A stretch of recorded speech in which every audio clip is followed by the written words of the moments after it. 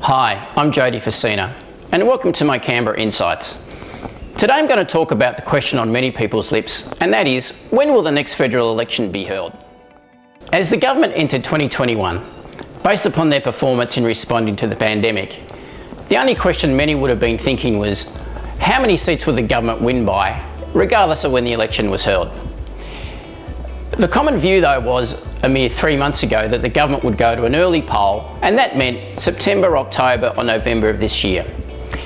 How a lot has changed in the last 3 months, with the pandemic rollout not going according to plan and the government looking increasingly concerned about what this may mean for their electoral fortunes. While the prospect of an early poll can never be 100% ruled out, the chances are that the government will definitely be looking to go full term, meaning that the next federal poll will be by May next year at the latest. The government rightly deserved praise for its response in 2020 in regards to the economic measures and other support measures it put in place for the nation. This has allowed the nation to basically get back to work, and we're seeing borders open and travel at a domestic level more available than what we're seeing in other countries. But the rollout has proved to be a totally different matter.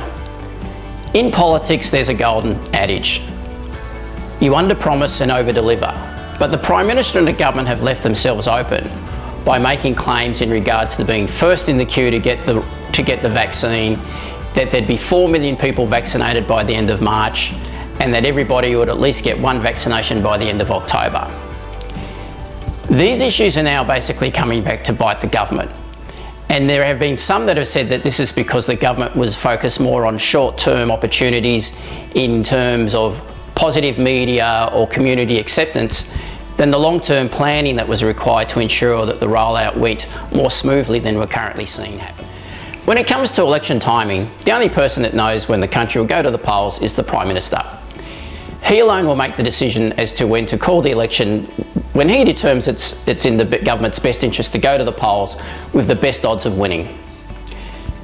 The government will also be keen to use the budget next month to basically reset the government's agenda. With the pandemic facing the troubles that we've already seen, they'll be looking for a major reset, which hopefully the federal budget will provide. All indications that we've seen to date is it's going to be a big spending budget, with major announcements already seen in aged care and more recently childcare as well. So why does election timing make any difference, and what does it mean to you as a company or organisation engaging with Canberra? Just as the government's recalibrated when the election would be held, so too should you keep that in mind in terms of your engagement activities with Canberra. The lesson here is, don't put all your political eggs in one basket. We saw what happened in 2019 with the expectation of a shortened victory. It also means that therefore organisations, based upon that the election is more likely to be held in 2022, you have more time to give thought and meaning to how you engage with Canberra. It also means there's an outside prospect that there could always be a change of government, and while no one knows the outcome of what the election will be until the actual day, it is an important lesson to remember how quickly things can change, and how therefore you as an organisation should always keep that in mind and plan accordingly. I hope you've enjoyed my Canberra Insights for this week, and it's got you thinking on how you might need to tweak your engagement strategy with Canberra.